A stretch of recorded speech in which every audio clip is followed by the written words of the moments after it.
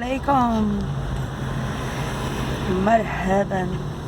Olá, estou aqui com mais um vídeo Momento Leitura, com este texto aqui. É um livro, tá? É um livro de Evans Pritchard, é um antropólogo. Ele escreveu Bruxaria, Oráculos e Magia entre os Azanti. Tá numa edição resumida com uma introdução de Eva Gillis. Vamos então a essa introduçãozinha de Eva Gillis, tá? Então, uma versão resumida desse livro ela apresenta, tá? De Bruxaria, Oráculo e Magia entre os Azanti, que foi escrito 40 anos depois da primeira edição, tá? E foi feita uma pesquisa de campo em que o livro foi baseado nessa pesquisa de campo. Essa pesquisa foi realizada na década de 20, nos fins da década de 20. E aí esse mundo descrito no livro já está desaparecido. Bom, mas mesmo assim, embora ele não exista mais, né, ele ainda pode ser revelado para os interessados, ao moderno antropólogo, também ao filósofo, ao historiador das ideias, porque é um mundo novo e estimulante. Mas para os Azanti, habitantes da turbulenta África Central, na região do divisor de águas entre o Nilo e o Congo, dificilmente se pode dizer que o tempo não tenha passado nesse intervalo, tampouco, como veremos, esteve imóvel no período em que Evans Pritchard viveu entre eles. Então, o Pritchard viveu entre eles e a prática tradicional dos Azanti está atualmente cortada pelas fronteiras de três estados africanos modernos: a República do Sudão, o Zaire e a República Centro-Africana. No tempo de Evans Pritchard, todos estes territórios estavam sob o domínio colonial. O Sudão era anglo-egípcio, o Zaire era o Congo belga e a República Centro-Africana era parte da extensa África Equatorial francesa. Evans Pritchard, então, encarregado de um levantamento etnográfico pelo governo do Sudão anglo-egípcio, naturalmente dirigiu sua pesquisa para os Azanti sudaneses, tá? Embora também tivesse visitado... Cheiro de álcool, né? Será que é desse carro? Tivesse visitado, então, embora... Bom, eu conversei aqui com o Ariel, tá? Embora também tivesse visitado o Congo belga em suas duas primeiras viagens, exceto quando indicado de outra maneira, as referências ao Congo, as referências ao governo colonial, as influências europeias, etc., aludem ao governo do Sudão anglo-egípcio e a seu impacto sobre a cultura Azanti tradicional, tá? Então, o prefixo A indica plural na língua Azanti. Então, coloco o A, né? É porque está no plural. Então, Azanti, então são os Zanti. O uso antropológico determina que o nome da tribo vá no singular em casos como, por exemplo, os costumes Zanti e não os costumes Azanti. Certo? Você sabe se Evans Pritchard fala Evans ou Evans? Evans Pritchard encontrou os Azanti sudaneses vivendo em uma região de savanas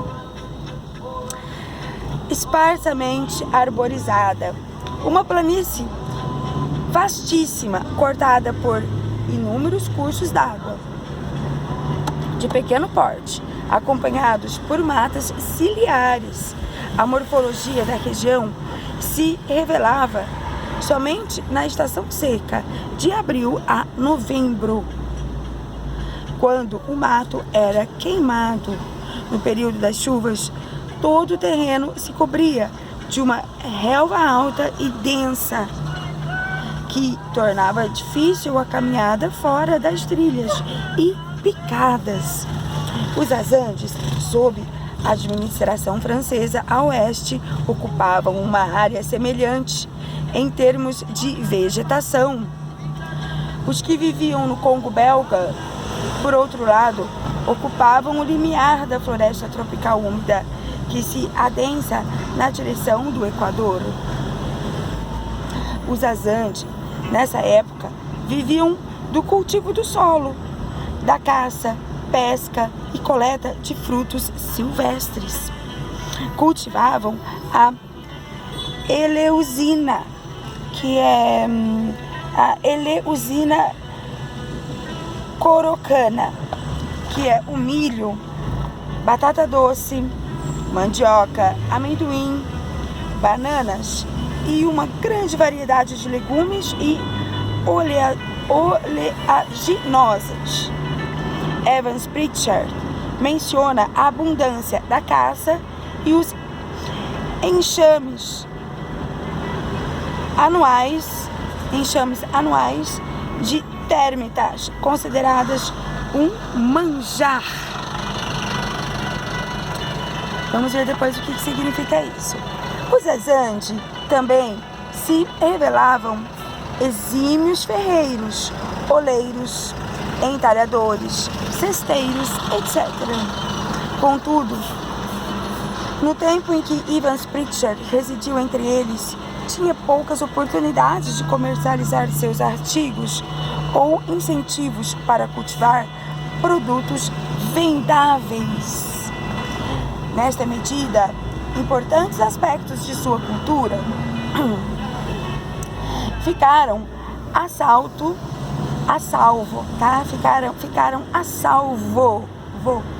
de influências externas, embora em outros pontos tais influências já existissem, afetando substancialmente os costumes tradicionais. Além disso, os Azandes criavam aves domésticas, as quais eram, como veremos, parte central de suas técnicas de controle de forças hostis. Mas não tinham gado, aliás, não poderiam tê-lo. A região era infestada pela mosca tsetse, Glossina sp. Então, esse tsetse eu acho que ataca o gado, né? Ela era transmissora de micro-organismos que provocam a tripanossomíase no gado. E no homem, a doença do sono. Na década de 20, o governo colonial tentou controlar a doença do sono, concentrando a população anteriormente dispersa em grandes aldeamentos ao longo das recém-construídas estradas federais. Grande parte do trabalho de Evans Pritchard, na verdade, foi realizado nessas colônias, e é no pretérito que ele descreve o padrão tradicional de residência. Então vamos ver o que ele descreve. Toda a região era pontilhada de sítios que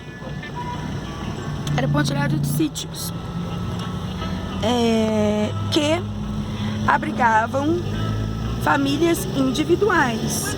Em geral, distavam muito entre si, separados por lavouras e faixas de floresta. Se tomássemos uma seção transversal de um distrito Zande, veríamos que cada residência compreendia um homem, sua esposa ou esposas e filhos, enquanto que seus vizinhos mais próximos estavam geralmente ligados a ele por laços de parentesco ou casamento. Isso foi escrito em 1973, está na página 14 do primeiro livro original dessa pesquisa de Evans Pritchard. Esse padrão, gente, esse é um quadro que eu faço no meu canal, tá? MBS, Mundo Brisa Sócio. Esse quadro chama-se Momento Leitura, onde eu gosto de ler as coisas que são importantes, né, pra mim, pode interessar para todos, são curiosidades, são livros da minha área, né, de atuação profissional também. Então, vamos continuar, tá, com esse vídeo mais um pouquinho. Eu acho que a qualquer momento pode cortar a gravação, tá? Então esse foi o momento leitura, né, o momento leitura. Eu vou avançar mais um pouquinho, tá? Deixe o seu like, give-me um like, compartilhe esse vídeo para quem interessar aí, ok? E façam seus comentários. Esse padrão tradicional de residência dispersa refletia originalmente um sistema político indígena altamente organizado. A extensa área aqui descrita como a Terra dos Azande consistia, na verdade, de vários reinos tribais, separados por largas faixas de matagal desabitado. Cada reino era governado por um membro diferente de sua única dinastia real, os Avongara, sob cuja liderança os verdadeiros Azande, também chamados Ambomo, tinham conquistado a região, expulsando ou, mais frequentemente, absorvendo vários outros povos das mais diversas origens étnicas e linguísticas. Certo? Continuando então, o número e o tamanho desses reinos variou no decorrer do tempo. Os Avongara eram uma dinastia aventureira e amante da guerra, certo? Os Avongara e amante da guerra. E como não existia uma regra de sucessão fixa, muitos príncipes ambiciosos haviam preferido, na época pré-colonial, criar um domínio para si mesmos, a permanecer em sujeição feudal, tá? Sujeição feudal a um pai ou irmão. Então quem pensa que na África não tinha feudalismo, tá aí, tinha sim, certo? Tinha feudalismo sim. Não obstante, a organização e o aspecto de todos esses reinos obedeciam a um mesmo padrão cultural, tá? Padrão cultural, ok? Cada reino era dividido em províncias, administradas pelos filhos e irmãos mais novos do rei, ou por alguns plebeus abastados, não Avongara, por ele designado, virando a página aqui, por ele designados. A província central do reino ficava sob a administração pessoal do monarca.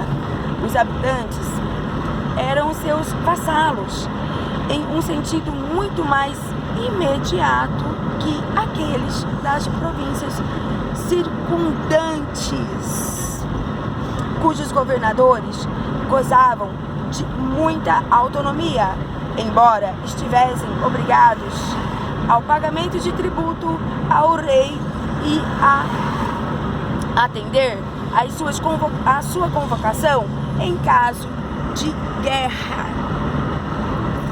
Este era o caso especialmente dos príncipes. Os governadores plebeus eram mais dependentes do rei, que podia deslocá-los e o fazia à vontade, geralmente para favorecer a um filho. Via de regra, contudo, o rei sentia-se na obrigação de apresentar uma desculpa, justificando seu ato. Ao mencionar as diferenças entre a condição dos príncipes e a dos governadores plebeus, Evans Pritchard esclarece. Vamos ver o que ele esclarece.